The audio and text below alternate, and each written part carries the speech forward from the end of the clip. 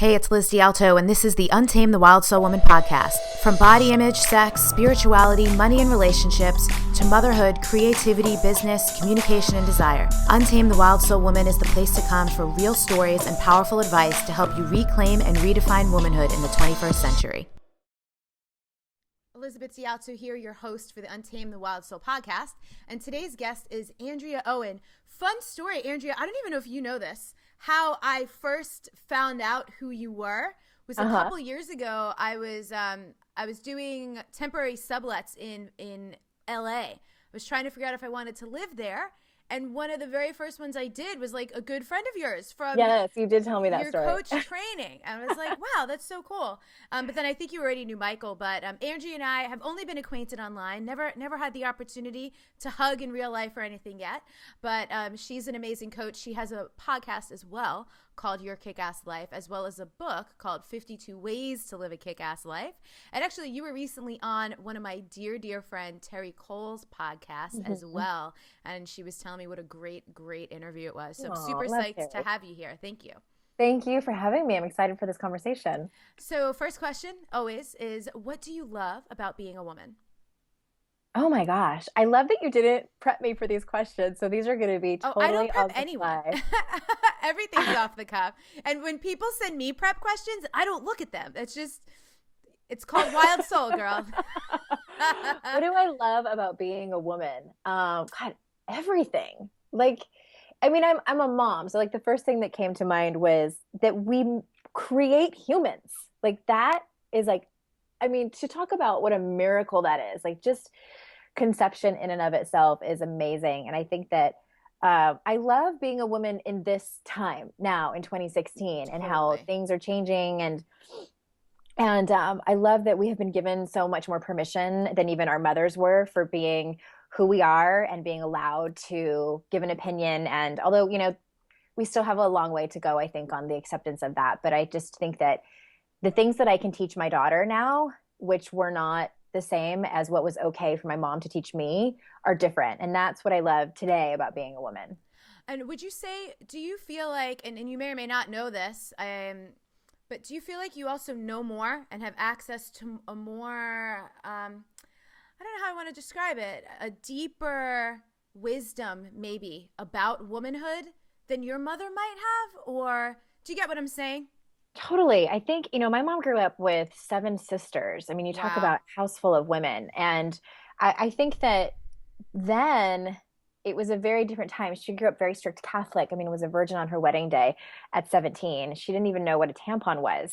So, I mean, like, that's just like telling you like what they did not talk about back then. Yeah. And I think that just the sheer, again, like the word that keeps coming up for me is permission to be able to not just open your mind to those things, which I think was not the case back then, but then to actually talk about them. And I think that I am blessed to live in a world now where I have friends that are willing to talk about that. Yeah. And yeah, I think things have changed a lot just in one generation. I think that's amazing. What are some of the things, how old's your daughter? My daughter's 6. Oh, cool. Fun age. So she's like in that place where she's probably curious and asking questions about stuff, right? Yes.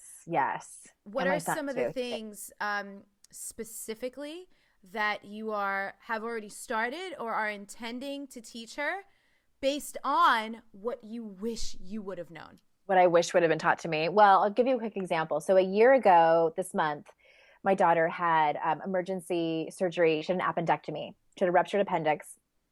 And it was a little dramatic. You know, we took her in and it was very fast within like 10 hours. I mean, I just thought she had like the flu or something. And there she goes under the knife. And the recovery part was hard. We were in the hospital for 4 days.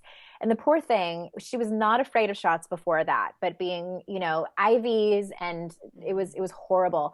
So I think it was around the third, maybe it must have been the 3rd day. They kept having to take her blood every day to check her numbers to see if she could go home and see if she was getting better. So it got to the point where every time a nurse came in, she would be like, am I getting a shot? Am I getting a shot? And she would start crying.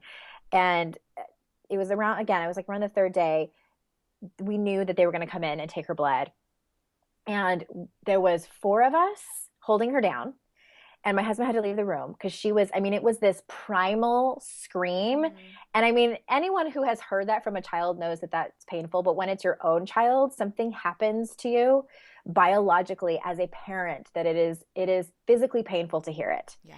And I'm really good from years of being able to numb my feelings. It kind of comes in handy sometimes where I can just completely shut down and like shut it off and you know, be in the moment and be there for her because my husband was not having okay time with it.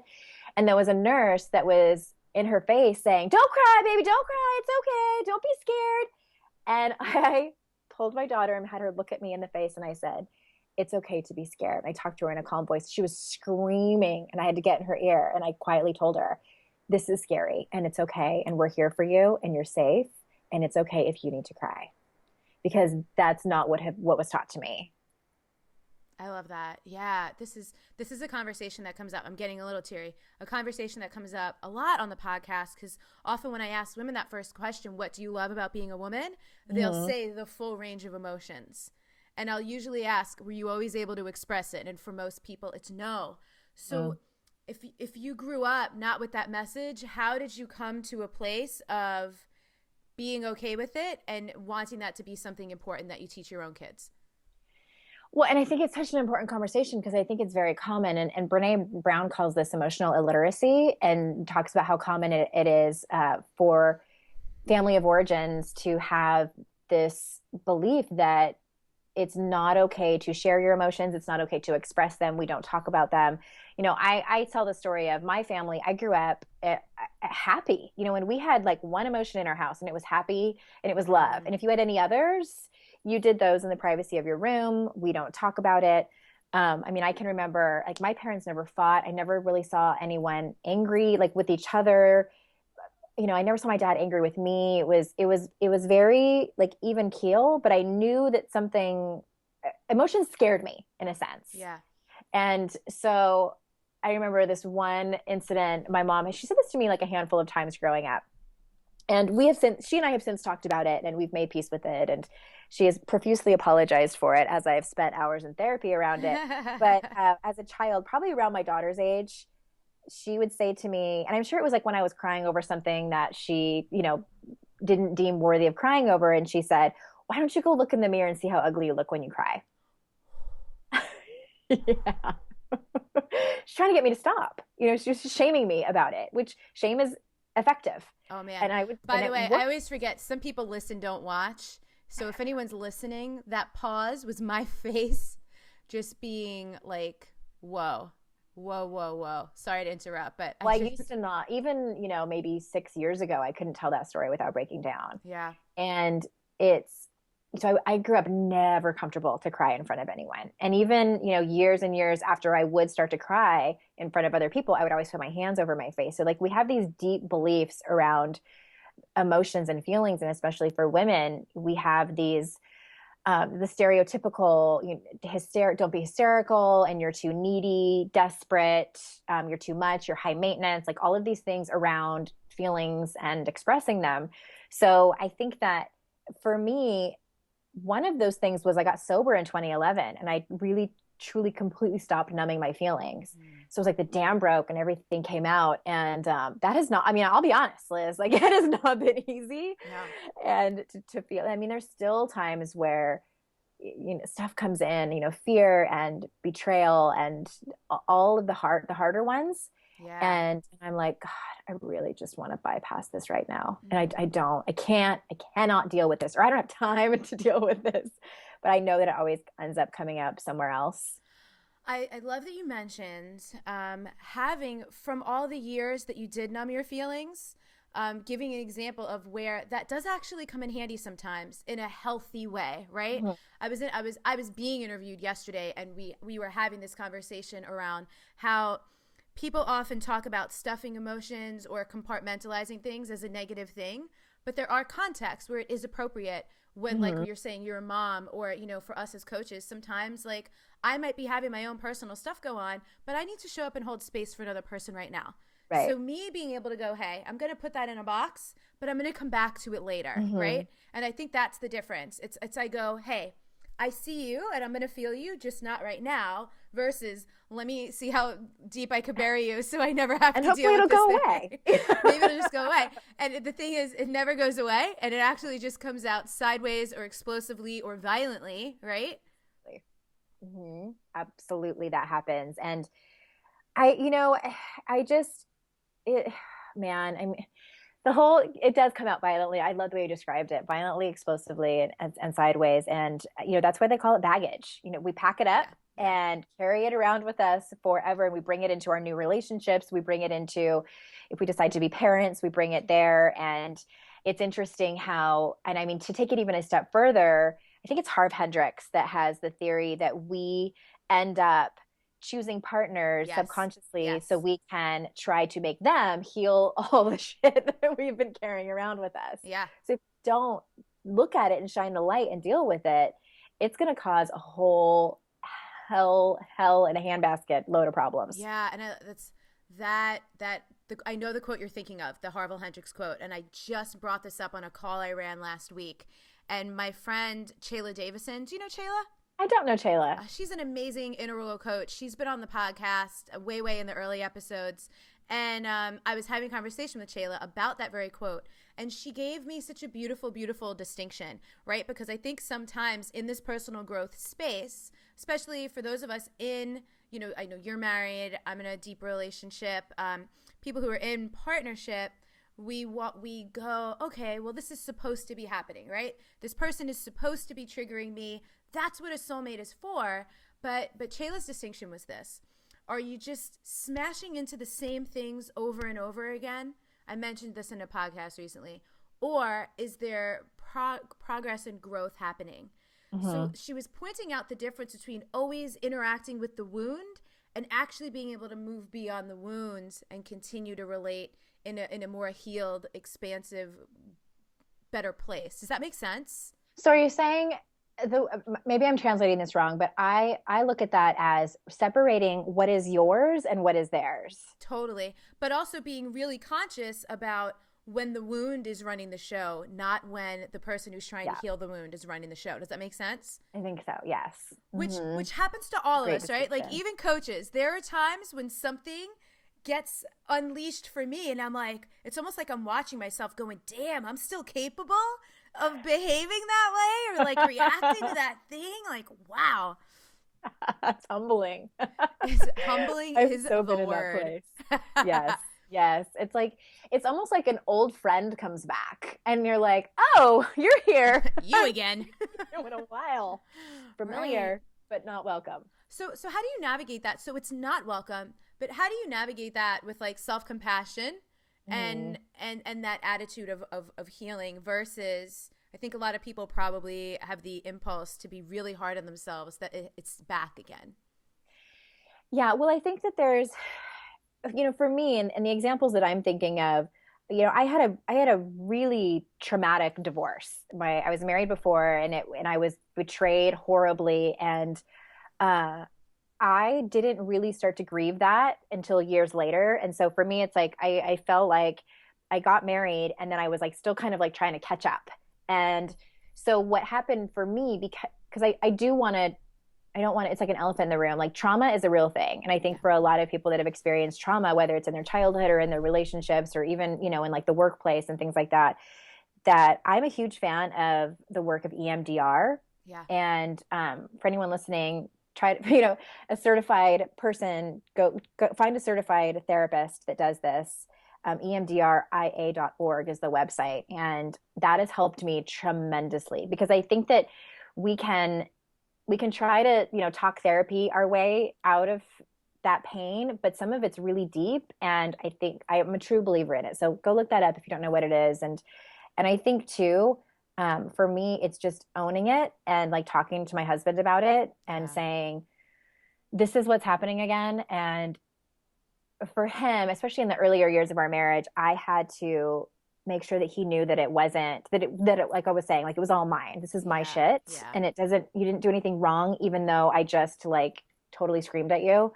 Not your fault. This is mine to deal with and apologize if I need to clean up a mess and things like that. And then also and like you were saying, it's about being compassionate with myself, because like for a while I was like, it's been X amount of years, or I have gone to therapy this many times for this. I have read all these books. Like, why am I not over this? So I would beat myself up for that. And the thing is, they call it a grief cycle because it's a cycle and it comes Totally. back. And sometimes like you think that you're great about something and you are healed from whatever happened. And then all of a sudden you get triggered and you're like, fuck, Yeah. this is back. So that resistance, like the more I was angry about it, the more I was angry about the person that had done it, the more I was angry with myself for having it come back, the more I was not healing. Yep. Like that just is resistance, and it just kept persisting. So the more compassionate I am about it, and the more I don't make it mean anything, Right.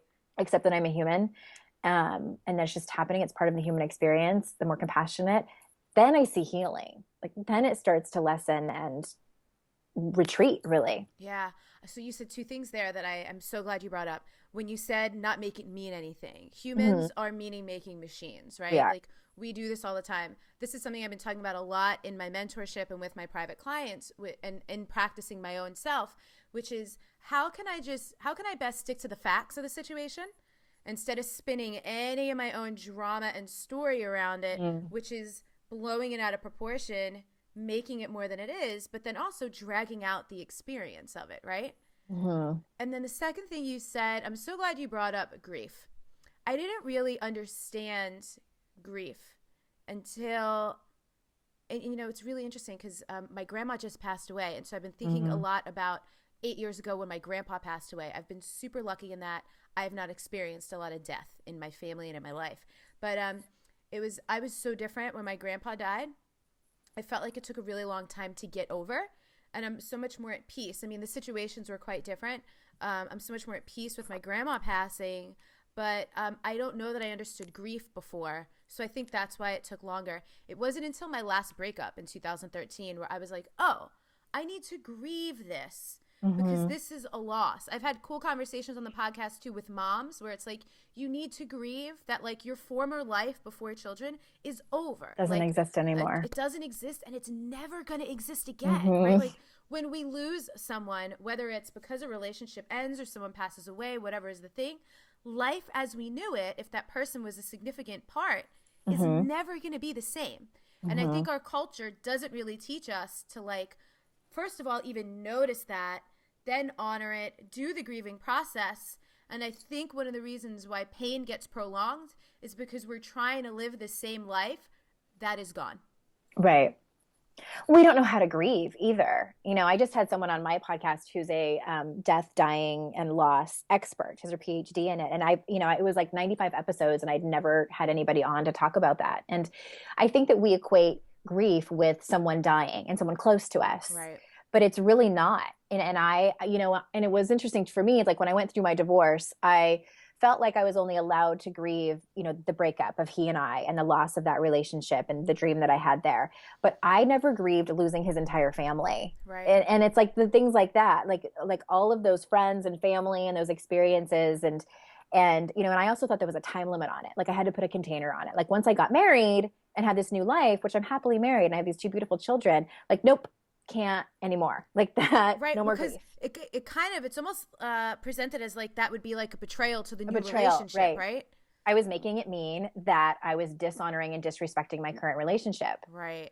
which wasn't true. It No. wasn't true at all. It's like, I don't want to get back together with him. Like, I Right. don't, but Right. I miss that family. Like it was sad that I could not, be in communication with them. So it's like that whole dam broke down too. And I had to grieve that, but it's, and grieving things like infertility and aging. I'm going to be 41 on Friday, and there are days where I have a tough time. I look in the mirror and I'm like, I'm not the same girl I was when I was 25 or 35, and Right. things are changing. For women, a lot of times beauty is sort of like a currency, and when it starts to get taken away, there's this whole grief thing, and like not a lot of people talk about that because it's just like, Totally. oh no, I'll talk about anything, but grief is real and it's visceral. And I think one thing I want to say about that I've heard from clients and even a little bit from myself is the element of trusting grief.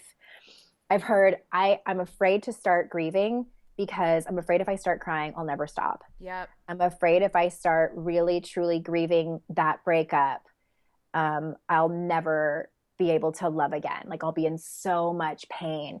And we make up that it's going to be like this volcano erupting. And I get that. Like I have been there. But I think it's a matter of learning how to trust yourself and trust your emotions and trust the process. And then also what I think is really important, which unfortunately isn't the case for many women, is having that person that can hold the space for you That's right. while you have those fall apart moments Yeah.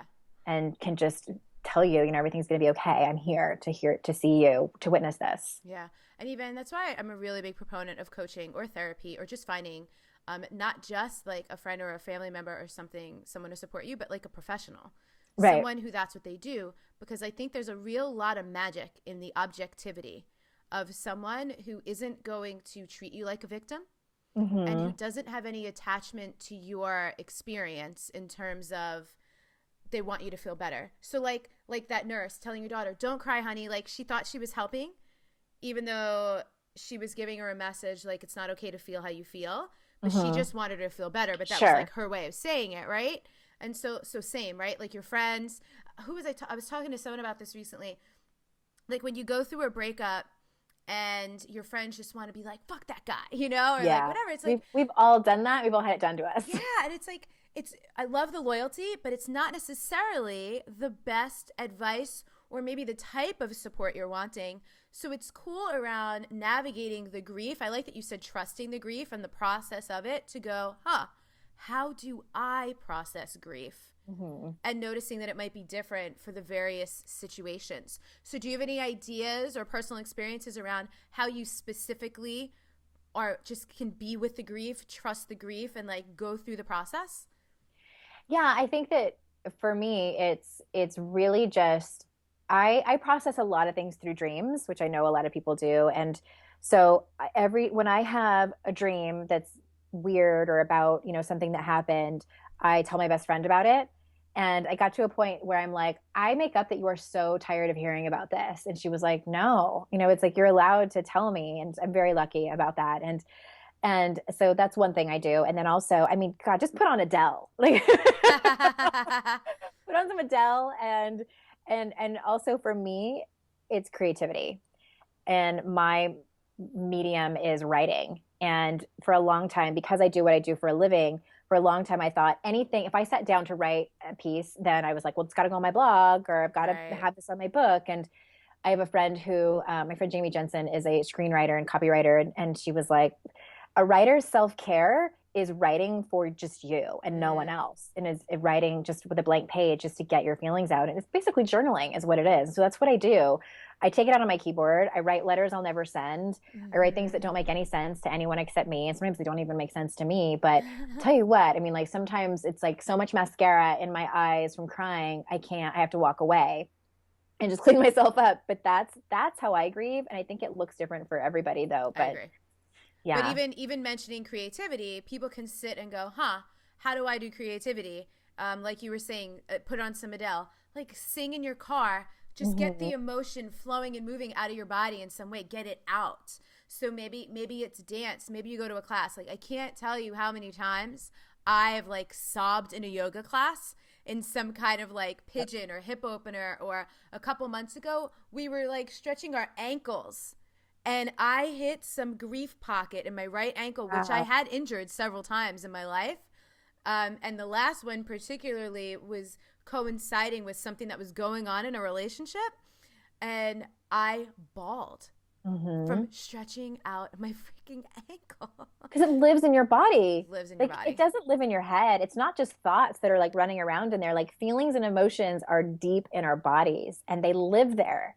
They absolutely live there. And I truly believe this to be true. There's that episode in like one of the very first Breaking Bads when they're like he's with that woman and they're measuring out the human body and like how much everything weighs, like the organs and the bones and the skin and da da da. And they like the percentages, and there was some left. There was like this 0.02 and they're like, what is it? There's like we have everything. And then she was like, it's the soul. And I believe that to be true. I think that that's where it lives, and it can take up space. And the more we don't let it out, what's his name? Phil, or no, Pete Rollins. Is that his name? Yeah. He tells the story about that our bodies are like, if we don't process all of this and let it out, they become like holy ghosts and like haunted houses and just of all these ghosts like floating around, and they haunt us. And I totally believe that to be true. Yeah, yeah, man. So, so the expression of emotions thing, is there anything else with your daughter specifically for you that feels really important to impart upon her that you did not have the luxury of knowing from a young age? I think modeling it too, like as Mm-hmm. parents. So I tell this story on occasion of when we first moved to North Carolina. We came here for my husband's job, and he got this job, and it turned out to be totally shitty. And about 8 weeks in, it was like he was probably either going to quit or get fired. And we had just like moved across the country for this job. And so it was a really, really difficult time.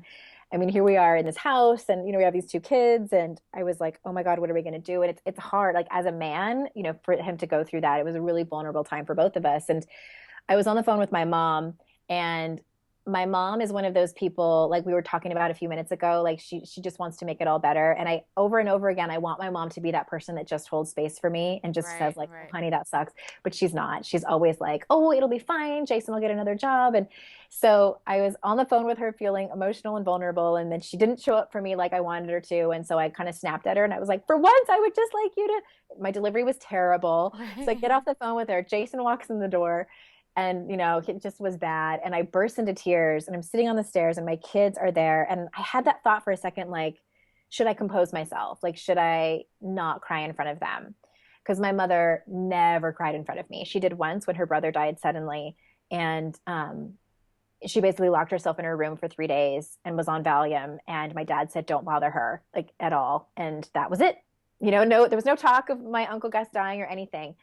And I'm like, no, they're then that woman I told you about, that expert on grief and dying and death, and she's like, in her experience, she's like, it's don't have like the total complete meltdown, fall on the floor in the fetal position in front of your children, but if you're going to cry, like a healthy cry, and be able to talk to them about it, that's healthy. Yeah. So that's what I did. I sat down on the stairs, and sort of like instinctively they came on either side of me and sat down. Wow. And my husband walked in the door, and he's like, what happened? And I'm telling him, about this conversation, and that I was upset, and then we hugged, and then I talked to my kids about it later, and I asked them, I'm like, were you scared when mommy was crying? And I can't, one of them said no, and one of them said yes. I can't remember which one, but we just had a conversation about it, and I just said, sometimes mommy gets sad and I cry, but I will always be okay, and you could always ask me questions about what's going on. And so I felt really good about modeling, not only expressing emotion, but having a conversation with their father, and having him be able to talk to me in that space, and have it be, there was an air of, it's okay, like it's hard Yeah. right now, but it's okay. It wasn't like super dramatic, I think is what I'm trying to say. That was never modeled for me. And I like the thing that you said about you could always ask me about what's going on. Mm-hmm. And so that makes me want to ask you another question. So something that I've worked through growing up is I had a lot of resentment that I felt like I was really overshared with, which I felt like I took on a lot of responsibility for being like a grown up when I was a Mm. kid, right? And I recently asked my mom about that. I was reading, have you read Neil Strauss's book, The Truth? No, I haven't. It is intense. It's actually really funny. I saw a friend of mine had posted on Facebook several weeks ago that they were reading it, and it was like a fun read or something. And I'm like, we had very different experiences. It was very intense for me. It was just like, drudging up all this stuff for me. And I asked my mom about that. I asked her like, why? Not in an accusatory way. I was like, just so curious. I'm like, what made it feel appropriate to you to share all that stuff with me Mm-hmm. all the time? And what was really funny, I was so glad I asked. She's like, oh, you wouldn't have it any other way. She's like, since you were 3, you insisted on knowing everything that was going on all the time.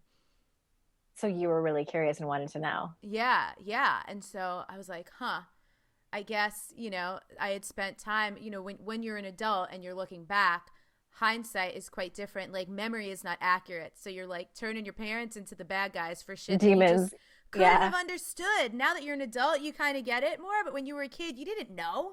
You didn't know how So hard it do was you to be a kind of grown wish up. though? Yeah. Do you kind of wish though that she would have said, I'll tell you when you're 16, or, Well, I just, my personality, like she always says, since I was very young, there's no way I would have stood for you that. wouldn't have let it go. Hmm. Yeah, right. And I've had a similar situation. I've known friends with parents who have a lot of money, but Hmm. did everything in their power to make sure the kids didn't know they had a lot of money. So So they they didn't wouldn't. talk to him about money. Yeah. Like Right, money was right, bad. right. Well, it's not even that money was bad, but just like they didn't want the kids to be like entitled or privileged. They wanted them to like behave normally. See, But parents mess up, man. We there's don't know no what we're right way to doing. do it, right? Like you just can't like what there I don't think there's a right and wrong. I just don't. And I think no matter what you do, when your child is an adult, they're going to find a way Go to to therapy poke about it. holes in it. Right? Totally and completely. Yes, I get it. Well, that's interesting that you bring up the whole point about, what you do, what you tell your kids and what you don't. Because I think that even in adulthood, because I have found that my mom, because my parents got divorced when I was 18, and my mom has like told me some things about my dad that like even as an adult, I'm like, it doesn't matter that I'm 40, like he's still my dad. Like Yeah. just that part of your marriage is really still none of my business. So I think Right. there's a fine line there. Yeah. So, we were talking a little while ago about a partner being like this soulmate, being someone who's like going to press your buttons and hit the wounds so you could heal it. Children must be the same, right? Totally. Yeah. And mine are still little, so I think that I have like a lot in store for me as they get older. But I'll tell you what, one of a virtue that it is my weakness is patience. I don't have a lot to spare, and my son, who's 8, has autism spectrum disorder, and my God, it is that pushes my buttons totally and completely, and has really, really forced me to work on being patient and just being kind too. Because when you have a kid that's pushing your buttons, even if it's your own kid, I mean, and you just want to snap and just like lose your shit, like I can't even count how many times I've gone and apologized to my children, especially to him, and just said like I'm sorry that I got really angry and that I wasn't very nice, and I could have said that differently and I didn't. And so yeah, it's really yes, that was a long way of saying yes. They do push your buttons a lot. Yeah. Well, that's cool. That sounds like a level of respect though, like Hmm. as a person and not necessarily I know for sure I've heard, people's parents someone's never apologized or they're never wrong or, so it's cool to hear you Hmm. apologizing. You mentioned Brene Brown earlier. Have you done any of her deeper work, any of her courses or anything, or just read her books and TED Talks and stuff? No, I'm actually a certified Daring Way facilitator. So I went to San Antonio for 5 days and was trained with her and her senior faculty to facilitate her work. Yeah. And and yeah, and there's additional training because Rising Strong came out. That's so it that training in the summer of 2014. I mean, I thought I had done a lot of work on myself at that point and was like, okay, I'm good. And I joke that like I feel like they flipped me upside down and like shook all the change out of like the bottom of my pockets, because what we were asked to do during that week is not only go through the work but learn how to facilitate it. So they had us bouncing back and forth with doing the work, and like the hardest part was they had us write down all these shaming experiences that we could think of from our childhood, school experiences, work, relationships, and talk about them in front of the group. It's one way to do it. Yeah, and then come back and learn how to facilitate it. And that day, man, all of us were just fried at the end of that day, and that was tough work. So yes, I love her work. I've been following her since like '09, way back, way back. I'm curious, when you have an experience like that leaves you essentially so raw, um, how do you integrate or how do you recover from that? And I'll give you context why I'm asking this question. Something that I share with clients all the time is that, if we have a surgery or we break a bone, the healing is tangible. We could see it. We know our progress points in our doctor visits. But when we're healing an emotional or some kind of internal wounds, we can't see the healing. Right. And there are ways to kind of like check in with yourself, see how charged you are or whatever around it, but it's just like not the same. How do you personally or how do you help other people navigate that rawness? Well, I think there's two parts, and I want to say something about the analogy of having a broken bone. And I mean, I think, like, even if someone's died and decomposed, like they can tell, like, oh, that person broke their hip, and they can even like see like an age of like around when it happened. There are scars always left behind, and I think it's the same with emotional recovery. Is that, like, are we ever truly healed from something? And I don't know. I think healing is such a subjective word. Yeah. It looks different for everyone. And I think that we're changed forever. I think, every relationship that has fallen apart, every friend that has betrayed us, every shaming experience that we've had changes us, sometimes for the better even, but it changes us in some way. But to answer your question, like, how do you navigate that with, are you talking about like as a facilitator or? I would love to know both. I would love to know, in your own experience, how do you navigate your own rawness? Mhm. And then if you also want to share as a facilitator how you help other people. Because again, like with grief, what we were talking about, it's going to be a different experience, right? Mhm. Some people process things externally, some people Right. process internally. There's so many nuances to it. So I think for me, I mean, obviously the first step, and it might sound like a duh, but it's admitting that it's there and that Mm-hmm. it's big. I know, and I think this is common, and probably some of the women in our audiences, is that you try to make it not a big deal. Like, well, that happened, and I'm an adult now, and I just, it's really not that big of a deal. This happens all the time to people. Like, why should my pain be any different? So, for me, it's like really admitting out loud to someone, or even to myself, that this is some big shit that went down, Mm-hmm. and I need to voice it. So I'll give you an example. When I was there at the training, it was a coincidence that this thing came up from when I was 19. When I was 19, I was date raped, and for 20 years I said that it really wasn't that big of a deal. I probably shouldn't have been drinking so much. I should not have been alone with this guy. I should have tried to physically push him off me. So I completely and totally blamed myself for it. And because it wasn't violent, because it wasn't overly aggressive, I would never have called it that. Like, I would never have put the word rape in as a description of that, because essentially I just sort of like gave up in order to like get it over with so I could get away from the situation. Right. And so, during that 5 days that I was there, that story came up, from 20 years of stuffing it down and making it not a big deal and making it, the feelings go away around it. So when that came up, kind of like projectile vomit, really, like the story came out and I was crying and, finally admitting that it was a really big deal. And when that happened, and it's funny, if I look back on sort of like the timeline of my life, that was sort of like the straw that broke the camel's back. And that's really when I started to unravel in through my 20s. And when that happened, I felt like I didn't matter. I felt like my voice didn't matter. I felt like the smallest person in the world, that I was completely irrelevant as a human and as a woman. And I went home and told that story to two of my very best friends and just said, like, I've kept this story inside for 20 years and I'm ready to tell it. And I appreciate you holding the space for me. So it was, one was admitting that it was a big deal. And then it was telling my story to, like what Brene says, someone who's earned the right to hear it. That's one of Someone, my favorite points that she makes. I think with the yes. dawn of social media, we are telling stories to people all the time who haven't earned the right to hear them.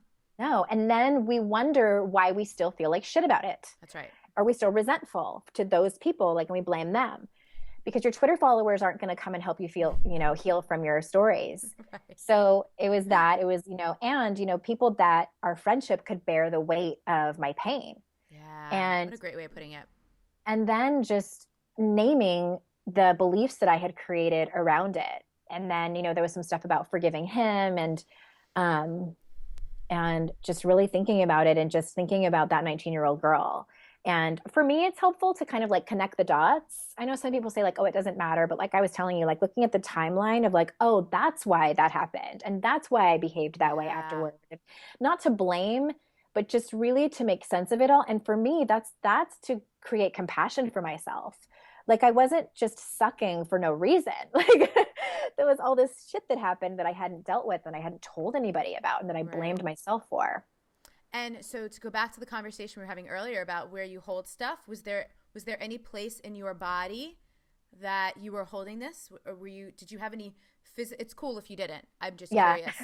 Was there any physical symptom anywhere of this, or was it more behavioral implications? Mine completely. It's interesting when I feel shame, I feel it in my chest. I'm totally down with the physiological aspects of it. And then I noticed like when I would tell the story and like as I was telling it and as it was coming up when I was at that week, it was in my stomach. So it was just like this like total tightening and like a quivering, almost like, to release it. And what's also interesting, speaking of, when I went to Soul Camp last fall, I was releasing money stories. And do you know Kathleen Booker? I don't. Booker. She does breath work. Cool. I'm sure you've done breath work Breath before. work is intense. Oh, That's my, like my that's first like time. doing psychedelics for me. Me too. That's the experience I had. So I'm releasing these old money stories that I had that I didn't even know existed. And my whole left shoulder was trembling, like I could not control it. And it was almost like a shudder all the way. And it was not cold in the room, all the way down my body. And I could not control it. And she was so amazing. She just came and like just held me. And oh my God. So yes, it was definitely a releasing. And I feel a million times better. I'm still sad that that happened, but I'm not, the charge is gone. Right, right. Yeah, it's so interesting. So, man, I could geek out on the physiological stuff all Me day too. long. I I love love it. it. I like want to ask you all these questions like, ooh, did your money stuff have anything to do with your mom? Because it was on your left side and it was your shoulder. But Probably, we yes. won't do that right now. Yeah, it was both of them. I had started actually, you know how I love that you did the Brene Brown work as coaches or, whatever, all the various things that we do and how we work with people. It's always like, okay, what's the next rabbit hole I want to dive down? What's like the next skill or the next tool I want to be able to have to support people? And that was one thing I started looking into was like sacred body language. So being able to literally read and but it was so deep. I was like, I just don't have the capacity. This was last year. I was so busy. I didn't have the capacity, but it's like fascinating. Like again, like left and right side of the body, certain body parts correlate to certain things. If someone's like touching a certain part of their face with this finger, each finger means a different thing. Like Whoa, I didn't if know I any of like that. itch my face twice, it means something. If I itch my face 4 times, it means something else. There's like so many. It's like I almost didn't want to have the skill because I felt like I would never be able to have a normal conversation with someone again. I'm like just going to be reading all the signals and not listening to what they're saying. I believe it. Yeah, it's fascinating. It's really fascinating. But I agree. You might be like over identifying. Big time, big time. So what are you studying, learning any new skills right now, or just implementing all the Mary Poppins bag of things you already have? Yeah, I love that. Yeah, Mary Poppins. That's it's the work I do with women. I teach women shame resilience basically and vulnerability. And we have some powerful myths around vulnerability coming from this culture. And so that's normally what I help women do. And no more skills right now. I'm writing my second book, so Oh, cool. I'm busy enough. Yeah. Can you tell us about it at all or not yet? No, I just about to sign a contract with Seal Press, and it's really about it's problem and solution because I hate self-help books that just talk about that talk mostly about the problem. But it's all of what Brene calls the armor that we put on when we go out into the world.